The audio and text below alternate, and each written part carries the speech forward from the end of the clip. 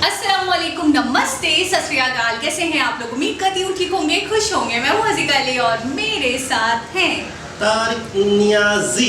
अस्सलामुअलैकुम, नमस्ते, सत श्री अकाल। उम्मीद करता हूँ ठीक होंगे, खुश होंगे। दोस्तों जहाँ रहें खुश रहें, माँ बाप का ख्याल करें, क्योंकि माँ बाप हैं तो सब कुछ है। चैनल को सब्सक्राइब, वीडियो को लाइक, दूसरों के साथ शेयर, बेल आइकन को जरूर प्रेस कर लें। आज की हमारी वीडियो है, आने वाली वीडियो का नोटिफिकेशन आपके पास तुरंत पहुंच जाए। तो आज की हमारी वीडियो है हाउ बिग इज रिलायंस। तो स्टार्ट करते हैं अपनी वीडियो को। Let's start. इस वीडियो का टाइटल है how big is Reliance, Mukesh Ambani business empire, India's largest business. तो स्टार्ट करते हैं दोस्तों, गुजरात के जामनगर टाउन में आम का एक बेहद बड़ा बगीचा है, जिसे इंडिया ही नहीं बल्कि पूरे एशिया का सबसे बड़ा आम का बाग माना जाता है। आपको जानकर हैरानी होगी कि इस बगीचे में करीब 1,30,000 आम के पेड़ हैं, जिनमें 200 से ज्यादा अलग अलग नस्ल के आम उगते हैं। अब भाई, इससे रिलायंस का क्या लेना देना है दोस्तों, क्योंकि इस बगीचे को कोई और नहीं बल्कि रिलायंस ही ओन करता है। अपनी रोजमर्रा की लाइफ में हम खाने पीने, पहनने, खरीदारी करने और एंटरटेनमेंट के रूप में ना जाने कितनी बार रिलायंस के ऐसे प्रोडक्ट्स को यूज करते हैं जिनके बारे में हमें ये भी पता नहीं होता कि असल में ये रिलायंस कंपनी के प्रोडक्ट्स हैं। दरअसल रिलायंस कंपनी के बारे में जो हमें ऊपर से दिखाई देता है वो इस विशाल आइसबर्ग का सिर्फ एक छोटा सा पार्ट है, जबकि इस कंपनी के एक्चुअल साइज का हमें अंदाजा भी नहीं है। इसीलिए आज की इस वीडियो में हम आपको रिलायंस कंपनी के एक्चुअल साइज के बारे में ही बताने वाले हैं, जिसे जानने के बाद यकीनन आपके भी होश जरूर उड़ जाएंगे। Number 1, retail businesses. दोस्तों, आपने गौर किया होगा कि जब भी हम किसी शॉपिंग मॉल में जाते हैं तो फिर वहाँ हमें हर तरफ रिलायंस का नाम लिखा हुआ दिखाई देता है, क्योंकि Reliance fresh, Reliance digital, Reliance trends और रिलायंस ज्वेल्स ये कुछ ऐसे फेमस ब्रांड्स हैं जिनके स्टोर्स हमें ऑलमोस्ट सभी मॉल्स में ही देखने को मिल जाते हैं। अब इन स्टोर्स को देखकर तो हमें ये लगता है कि रिलायंस का रिटेल बिजनेस सिर्फ इन्हीं तक ही सीमित है, लेकिन असल में रिलायंस इनके अलावा भी कई सारे ऐसे रिटेल ब्रांड्स को भी ऑन करता है जिनके बारे में ज्यादातर लोगों को मालूम ही नहीं है। और इस लिस्ट में ब्रिटेन के फेमस टॉय रिटेलर हैमलीज से लेकर लग्जरी शॉपिंग रिटेल चैन प्रोजेक्ट ईव तक कई सारे प्रीमियम ब्रांड शामिल हैं। इसके अलावा रिलायंस भारत में कई सारी फैंसी और प्रीमियम ग्लोबल ब्रांड्स के स्टोर को रन करने का भी काम करता है, जिनमें Hugo Boss, Diesel, Mark and Spencer, 7-Eleven और अरमानी जैसे और भी कई सारे ब्रांड्स आपको देखने को मिल जाएंगे। Number 2, online retail businesses. तो दोस्तों, ऑफलाइन रिटेल बिजनेसेस ही नहीं बल्कि रिलायंस कई सारे ऑनलाइन रिटेल बिजनेसेस को भी ऑन करता है, जिनमें से बहुत से ऑनलाइन स्टोर्स को तो आप भी जानते होंगे, लेकिन आपको ये मालूम ही नहीं होगा कि इन ऑनलाइन स्टोर्स की ऑनरशिप भी रिलायंस के पास ही है। और रिलायंस के ऑनलाइन बिजनेसेस की इस लिस्ट में आजियो और जिवामे जैसे क्लॉथिंग स्टोर्स के साथ ही अर्बन लैडर और नेटमेट्स का भी नाम शामिल है, जो कि ऑनलाइन फर्नीचर और मेडिसिन बेचने का काम करते हैं। और दोस्तों, इतने फैले हुए रिटेल बिजनेसेस की वजह से ही रिलायंस आज भारत का सबसे बड़ा इलेक्ट्रॉनिक रिटेलर, फैशन रिटेलर और ग्रोसरी सेलर बना हुआ है। Number 3, future technologies. अब दोस्तों, हम लोग रिलायंस की डिफरेंट टेक सर्विसेज जैसे जियो फोन, जियो टीवी, जियो मनी और जियो मीट के बारे में तो जानते ही हैं, लेकिन इसके अलावा रिलायंस कुछ ऐसी फ्यूचर टेक्नोलॉजीज का भी हिस्सा है जिसके बारे में ज्यादातर लोग नहीं जानते हैं। और उन्हीं में से एक स्काई ट्रेन नाम की ये अमेरिकन कंपनी है, जो कि एक eco friendly public transportation system को डेवलप करने का काम कर रही है। दरअसल फरवरी 2021 में इस कंपनी के मेजॉरिटी स्टेक्स खरीदकर रिलायंस इसकी पेरेंट कंपनी बन गई थी। अब आपकी जानकारी के लिए हम बता दें कि स्काई ट्रेन एक ऐसे एडवांस मोड ऑफ ट्रांसपोर्ट को बनाने पर काम कर रही है जो कि आने वाले समय में पब्लिक ट्रांसपोर्ट का फ्यूचर हो सकता है। इसके अलावा रिलायंस ने एस्टेरिया एरोस्पेस नाम की एक ड्रोन बनाने वाली कंपनी में भी अपना पैसा इन्वेस्ट किया हुआ है, जहां इस कंपनी के 51.78% शेयर्स रिलायंस के पास हैं। और ये कंपनी ऐसे एडवांस ड्रोन्स बनाती है जो कि हाई एल्टीट्यूड पर उड़ने के साथ ही इंफॉर्मेटिव एरियल डेटा भी प्रोवाइड करते हैं। और दोस्तों, ड्रोन्स के अलावा रिलायंस ऑगमेंटेड रियलिटी यानी कि AR टेक्नोलॉजी के फील्ड में भी एंटर कर चुकी है, जहां उन्होंने टेसरैक्ट नाम की एक कंपनी के 92.7% स्टेक्स को एक्वायर किया हुआ है। ये कंपनी AR और VR टेक्नोलॉजी से रिलेटेड प्रोडक्ट्स जैसे कि कैमरा, हेडसेट और स्मार्ट ग्लासेस वगैरह बनाती है। और यहाँ हम आपको बता दें कि जियो कंपनी के फेमस जियो ग्लासेस भी इसी कंपनी ने ही डेवलप किए हैं, जिनके जरिए ऑनलाइन मीटिंग्स और ऑनलाइन क्लासेस को 3D में भी एक्सपीरियंस किया जा सकता है। और इतना ही नहीं, आने वाले समय में रिलायंस क्रिप्टो में भी एंटर करने वाला है और ऐसी रिपोर्ट है कि रिलायंस ने एक क्रिप्टो नेटवर्क बनाने का काम ऑलरेडी शुरू भी कर दिया है, जो कि भारत का सबसे बड़ा ब्लॉकचेन नेटवर्क होने वाला है। Number 4, entertainment businesses. अब आप में से काफ़ी सारे लोग ये बात जानते होंगे कि फेमस मीडिया कंपनी नेटवर्क 18 की ऑनरशिप भी रिलायंस के पास है। लेकिन नेटवर्क 18 कितनी बड़ी कंपनी है और कौन कौन सी मीडिया कंपनीज इनके प्रोडक्ट्स में आती है, ये बात बहुत कम लोग जानते हैं। आपको जानकर हैरानी होगी कि नेटवर्क 18 भारत का सबसे बड़ा टीवी न्यूज़ नेटवर्क है, जहां CNBC TV 18, CNBC आवाज़, CNN न्यूज़ 18 और न्यूज़ 18 इंडिया जैसे कई सारे फेमस न्यूज़ चैनल्स इसी के ही प्रोडक्ट हैं। न्यूज़ चैनल्स के अलावा रिलायंस काफ़ी सारे एंटरटेनमेंट चैनल्स को भी ओन करता है, जिसमें कि colours, MTV, VH1, history TV, comedy central और निकलोडियन जैसे फेमस चैनल्स का नाम शामिल है। टीवी पर रिलायंस का नेटवर्क इतना ज़्यादा बड़ा है कि टीवी देखने वाले लगभग 50% लोग रिलायंस का कोई ना कोई चैनल जरूर देखते हैं। और सिर्फ टीवी ही नहीं, बल्कि डिजिटल स्पेस में भी रिलायंस ने अपना डोमिनेंस कुछ इस तरह से बनाया हुआ है, जहां money control, first post, book my show और इवन वुड जैसा फेमस OTT प्लेटफॉर्म भी रिलायंस का ही एक प्रोडक्ट है। Number 5, mango businesses. अब दोस्तों, जैसा कि हमने आपको शुरुआत में भी बताया कि गुजरात के जामनगर टाउन में आम का एक बेहद बड़ा बाग है, जिसे इंडिया ही नहीं बल्कि पूरे एशिया का सबसे बड़ा आम का बाग माना जाता है। लेकिन क्या आप जानते हैं कि इस बाग का नाम क्या है? इसका नाम है धीरूभाई अंबानी लखी बाग अमराई। और जैसा कि आप इसके नाम को ही सुनकर समझ गए होंगे कि इस बाग को भी रिलायंस कंपनी ही ओन करती है। Number 6, resources. दोस्तों, आम के इस बगीचे के बगल में ही एशिया की सबसे बड़ी पेट्रोलियम रिफाइनरी भी है और इस रिफाइनरी की ऑनर भी ऑफ कोर्स रिलायंस कंपनी ही है। इस विशाल रिफाइनरी की वजह से ही डीजल, कोल और LPG जैसे रिसोर्सेज का पूरा कंट्रोल आज रिलायंस के पास ही है।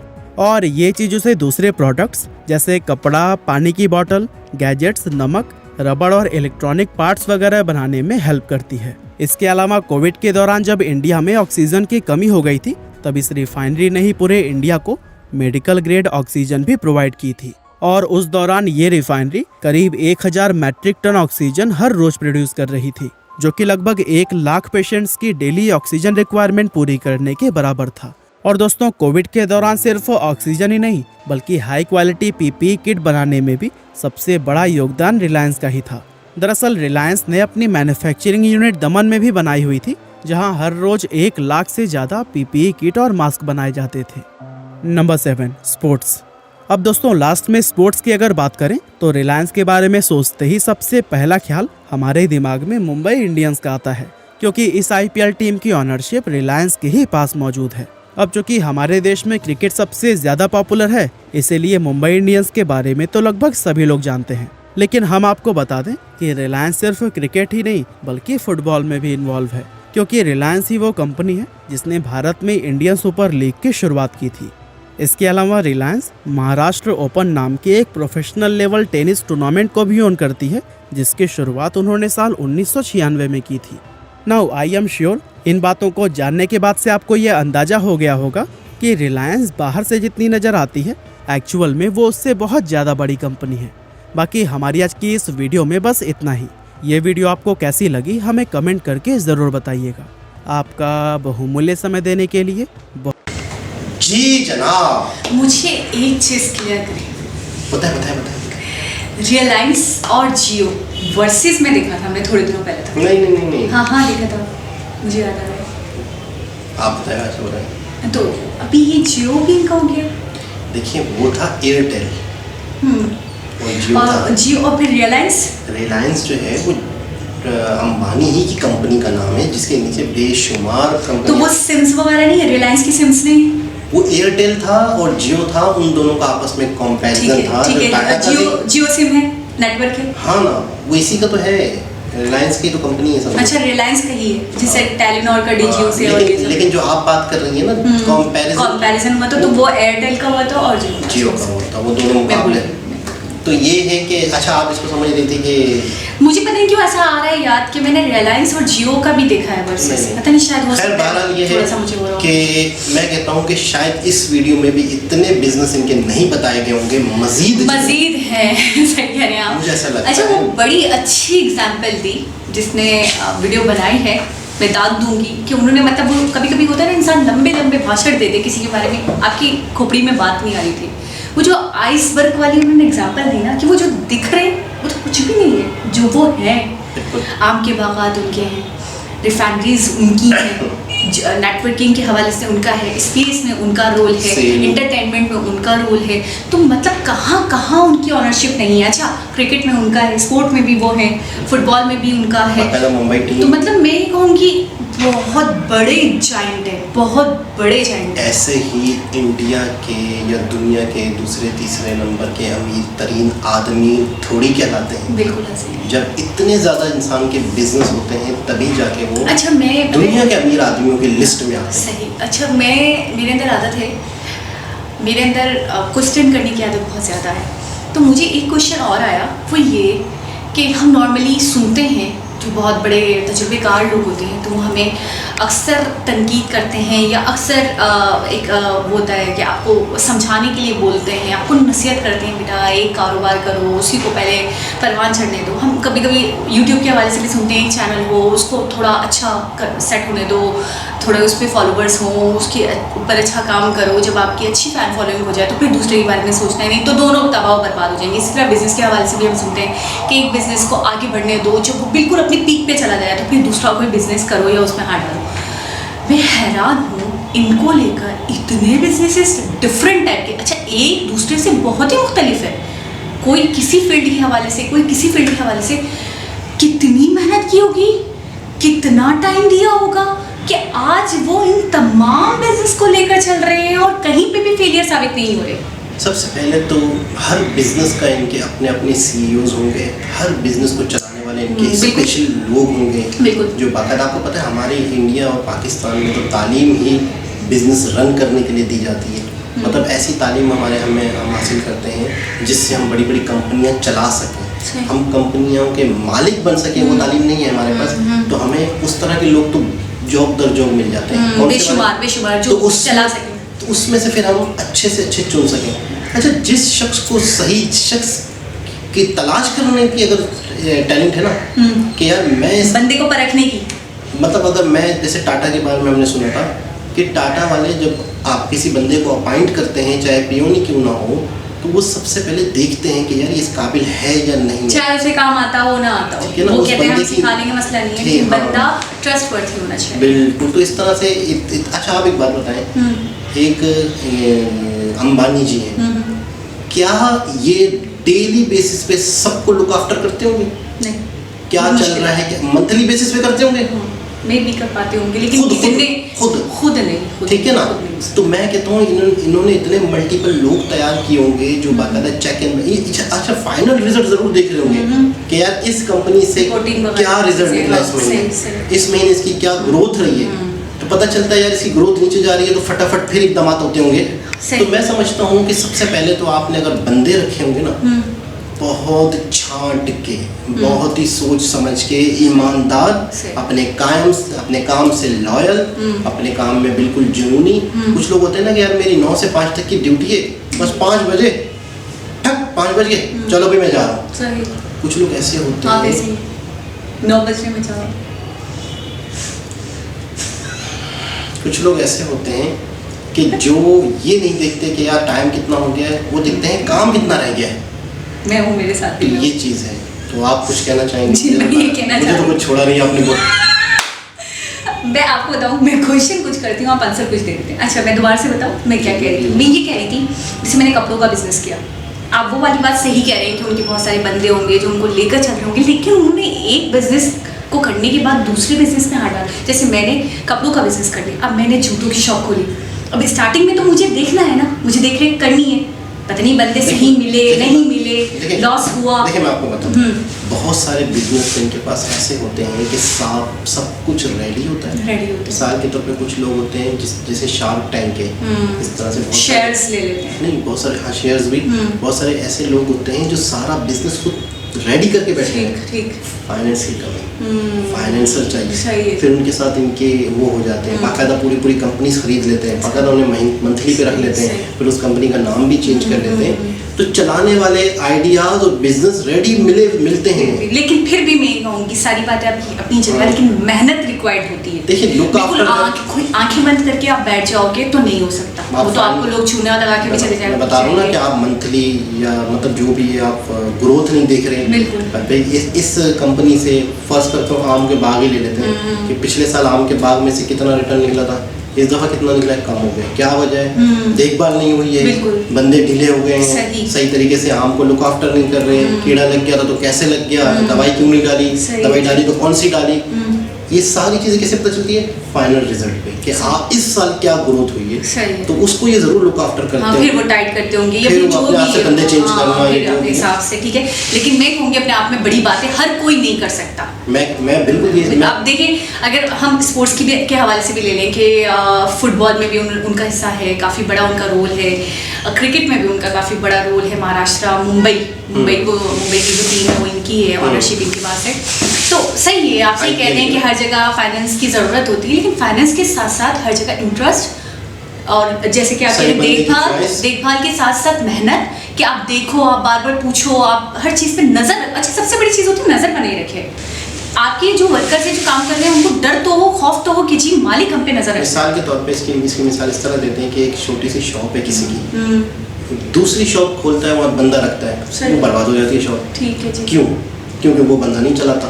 फिर वो दोबारा खोलता है शॉप, किसी और को रखता है, फिर वो बर्बाद हो जाती है। तो एक शॉप वाला दूसरी शॉप पे खुद नहीं जाता और जा नहीं सकता क्योंकि ये शॉप चला रहा है, तो उससे उसकी वो शॉप चल नहीं पा रही। एक दूसरी शॉप चलाना इतना मुश्किल है, ईमानदार बंदा मिलना इतना मुश्किल है।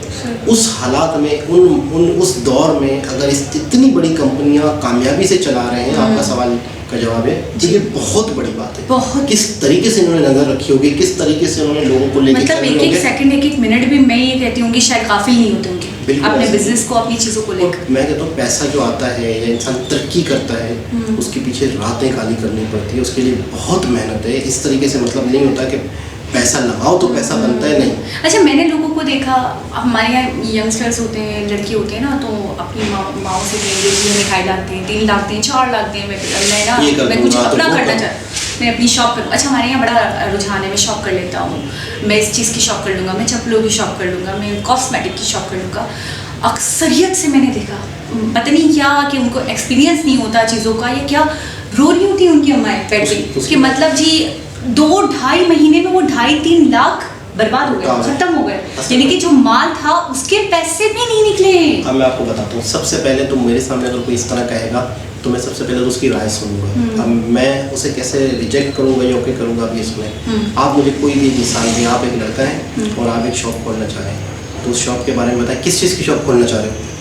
चलिए फॉर सपोज सैंडल्स की ना, मैं यहीं से रिजेक्ट कर दूंगा अगर लड़का ये बात कर रहा है। उसकी क्या वजह है? क्योंकि एक्सपीरियंस नहीं। सैंडल्स किस चीज़ के? कौन से सैंडल्स?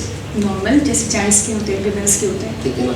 यहीं से मैं मना करूँगा, क्योंकि अगर यंग लड़का सैंडल्स की लड़कियों की शॉप खोलना चाह रहा है या मेकअप की शॉप खोलना चाह रहा है, तो मैं कहूँगा कि कहीं ना कहीं नहीं, सच्ची बस नहीं, मैं सच्ची कह रहा हूँ, टैलेंटेड है, नहीं है टैलेंटेड, कैसे पता? वो कुछ और भी कह सकता था, वो जीन्स टी शर्ट की भी कह सकता था। अच्छा, उसने सैंडल बोला तो आपको मसला है, मुझे क्या दिक्कत है?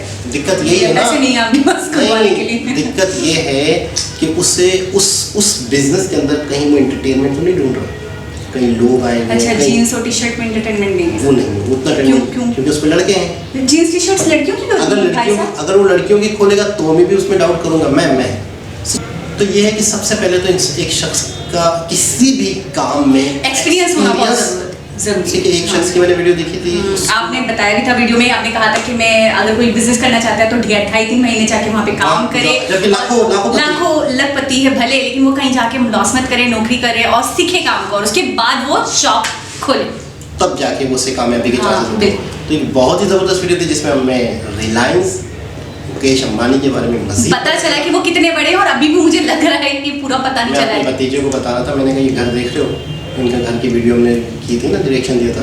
बोला हाँ, ये बोले ये तो बिल्डिंग है। मैंने कहा नहीं ये घर है। अच्छा भाई, मैंने कहा इसमें कितने लोग रहते हैं? भतीजी को खानियों में तो बोलती इसमें जो है ना, मैंने कहा 5-6 लोग रहते हैं। अच्छा, मैंने कहा 5-6 लोगों के मुलाजिम कितने हैं? बोला 10 हैं, 20 हैं। मैंने कहा नहीं ज़्यादा है। बोला कितने हैं? मैंने कहा 600 मुलाजिम हैं। अम्मी अम्मी 6 लोग 600